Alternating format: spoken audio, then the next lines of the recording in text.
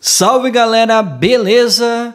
Afinal, o que está acontecendo no Equador? Qual é a origem dessa crise na segurança pública? Quais são as semelhanças com os problemas na segurança pública brasileira?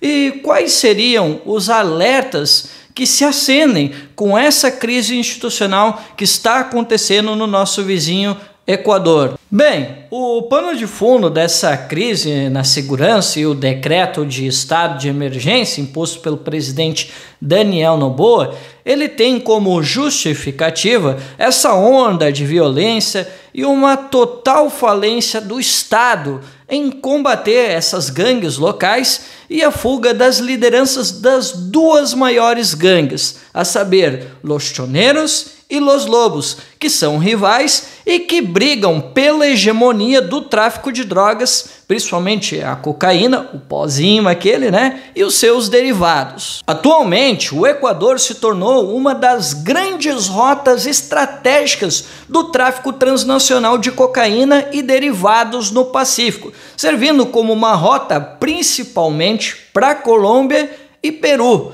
E devido a essa reconfiguração do tráfico, só para vocês terem uma ideia, hoje quase 1/3 da cocaína colombiana que abastece principalmente a Europa e Estados Unidos, 80% saem do porto de Guayaquil ou do porto de Manta, que funciona como uma espécie de um porto informal para o narcotráfico. Agora que eu te contei um pouco da trama envolvendo as gangues locais pelo controle do tráfico, como foi que o Equador chegou nesse estado de coisas? Lembra que eu te falei da participação das máfias e cartéis internacionais? Pois bem, parte do sucesso das duas maiores gangues equatorianas, ela se deve à inserção dos cartéis internacionais que potencializaram essas mesmas gangues locais. Em um primeiro momento foram os cartéis colombianos, principalmente dissidências da Farc, que não queriam um acordo com os governos. E em seguida, e principalmente, os cartéis mexicanos, que financiam ambos. Los Choneros e seus braços armados são apoiados pelo Cartel de Sinaloa, enquanto Los Lobos e seus aliados, eles estão associados ao Cartel Jalisco Nueva Generación. Mas quais seriam as semelhanças desse caos na segurança pública equatoriana se compararmos, de um lado, Brasil e do outro, o Equador? Assim como o Brasil, o Equador virou um grande polo exportador de cocaína para os Estados Unidos e Europa, principalmente, mas podendo chegar a outros países, alguns países da África e Austrália. Ambos os países usam seus portos formais e aeroportos informais para escoar a produção daquele pozinho branco que vocês conhecem. No Brasil, o PCC e o Comando Vermelho, que hegemonizam o crime organizado no Brasil, costumavam escoar cocaína com destino à Europa pelos portos do Sudeste, o Porto de Santos e o Porto do Rio de Janeiro. No entanto, com um maior monitoramento e fiscalização, tanto no Equador como no Brasil, o crime organizado criou rotas alternativas, que vão desde portos informais, caso do Porto de Manta, no Equador, ou aeroportos clandestinos. Outra semelhança com o Brasil é a construção da hegemonia de facções ou gangues por meio de conflitos com outras facções ou gangues rivais. No Brasil, os grupos hegemônicos do sistema carcerário são o Comando Vermelho e o PCC, enquanto que no Equador quem domina são os Los Choneros e Los Lobos. Essas facções, elas brigam por território, influência, rota de drogas e outras atividades ilícitas. E quem vence a batalha dentro dos pavilhões dos presídios comanda e diz quem vai matar, quem vai morrer dentro e fora da prisão, o que evidencia, é claro, em ambos os casos, é que o Estado está ausente no controle do sistema carcerário. Assim como no Brasil, quando lideranças são presas ou mortas, o que já aconteceu com 2 lideranças dos choneiros, caso do Tenente Espanha e de alias Rarquinha, ambos mortos, e agora alias Fito, que foi preso e fugiu, surgem novas disputas internas ou externas pelo controle da facção, disputas por territórios, sejam eles territórios novos ou territórios que facções rivais querem conquistar com a perda de lideranças, ou até novas associações com a possibilidade de uma reconfiguração do poder. E é claro que essa dinâmica, essa disputa de poder entre facções, ela não se restringe apenas às cadeias, ela sai delas, e é essa reconfiguração, essa dinâmica de poder entre as facções que resultou, por exemplo, na morte de um presidenciável, caso do Fernando Villavicencio, no Equador. No Brasil, essas associações com grupos locais e a reconfiguração de novas rotas do tráfico são a causa, por exemplo, da onda de violência na Bahia, comandada pela facção baiana Bonde do Maluco, aliada do PCC, que se instalou na Ilha da Maré. Sabe por quê? Porque desviaram a rota dos portos para o Nordeste devido à maior fiscalização nos portos do Sudeste. Por último, eu destaco que, assim como no Brasil, no Equador, cada vez mais há sinais bastante evidentes de que essas gangues se infiltraram nas estruturas do Estado, seja no Ministério Público, nas Forças Armadas, na Polícia Nacional, e há até suspeitas de que alguns tenham conexões com políticos locais.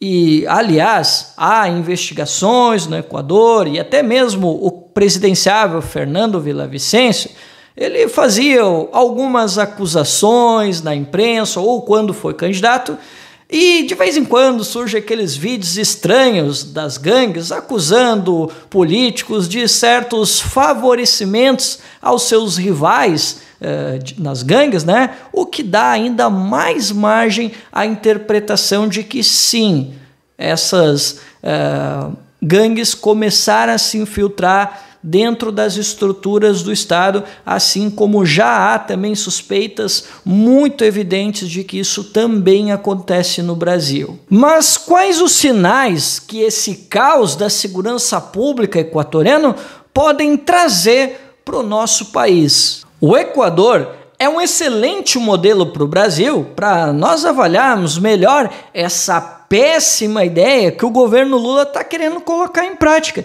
que é de entregar os presídios à iniciativa privada. Para vocês terem uma ideia, o Equador teve essa ideia e não conseguiu resolver o seu problema. Muito pelo contrário, os problemas continuaram, porque aumentaram os motins, aumentaram também os casos de rebeliões, os trabalhadores não ficaram seguros e as gangues continuaram dominando as unidades prisionais em todo o país. Outro ponto que eu destaco é o perfil dessas gangues equatorianas, que são de jovens entre 18 e 30 anos. Em alguns casos, algumas gangues recrutam membros ainda mais jovens. E esses mesmos jovens são jovens descrentes do futuro do país, ou que sofreram com abusos, ou que viveram em ambientes de alta vulnerabilidade social. Então, esses mesmos jovens, para garantir poder, dinheiro, status, que o neoliberalismo impõe à nossa juventude como linguagem de sucesso, eles se aliam a essas gangues. Então, precisamos mais do que nunca discutir um projeto nacional que integre os nossos vizinhos para nós podermos disputar um projeto com o crime e com a propaganda neoliberal que, infelizmente, intoxicou essa juventude equatoriana. É necessário que o Brasil assuma de vez o posicionamento de líder regional e que ele convoque os países vizinhos para elaborar políticas regionais e integradas de segurança pública, pois os mesmos problemas na área de segurança na América Latina são semelhantes aos mesmos enfrentados pelo Brasil na mesma área. Quer ver um exemplo? Os mesmos vizinhos do Equador, Peru e Colômbia, que estão dando aquela dor de cabeça no Equador, também prejudicam o Brasil com o tráfico de drogas na Amazônia, no Acre e no Pará, principalmente. Quer mais um exemplo? Ainda temos a Companhia do Paraguai, com o escoamento das drogas vindo de Pedro Juan Caballero. E, por último, eu destaco a atuação, é claro, episódica, de máfias internacionais, como a italiana 'Ndrangheta, que atua também no Equador. E para concluir, é preciso uma pauta bem estruturada, com metas, objetivos e condições exequíveis para a segurança pública, para nós enfrentarmos esse problema em cooperação. Do contrário, vai ficar cada vez mais difícil de defender os valores humanistas, os direitos e garantias fundamentais, porque o medo e a urgência vão acabar falando muito mais alto e nessa o punitivismo vai vencer essa batalha de lavada e nós não teremos como agir muito diferente. Então, mais do que nunca, é preciso que as lideranças sejam altivas e elas não podem fazer aquilo que parece ser o desejo do presidente Lula de querer repassar a competência da segurança pública para os estados para evitar um certo desgaste político. Lembremos que o presidente Daniel Noboa, em campanha, defendeu prisões em barcos para afastar os presidiários da costa. E ele também defendeu algumas ideias bem estranhas durante a eleição, apesar de ser um moderado.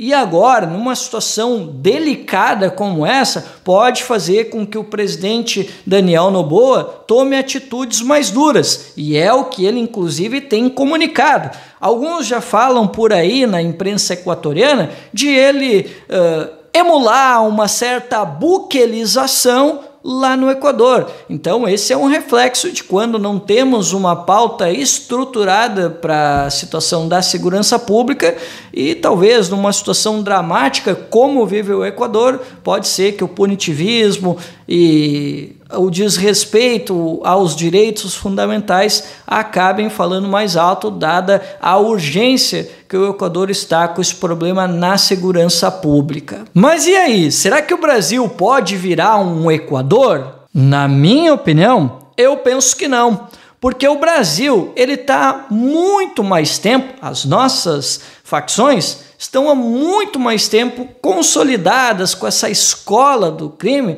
em que quase tudo que hoje o Equador pratica, o Brasil, as gangues do Brasil, né, as facções, já praticam há mais de uma década. Mas e vocês? O que vocês pensam? Vocês acham que o Brasil vai virar um Equador? Ou o Equador é que está virando um Brasil? Eu quero que vocês deixem uns comentários no vídeo para eu saber o que vocês pensam. Bem, então esse foi o nosso resumo dessa história toda. Acreditem se quiser, isso aqui foi só um resumo. E eu espero que vocês tenham gostado do vídeo. Se vocês gostaram, já sabe, não esquece, dá o like, comenta, compartilha, ativa o sininho para receber as notificações dos novos vídeos. E obrigado por ter assistido até aqui. Valeu!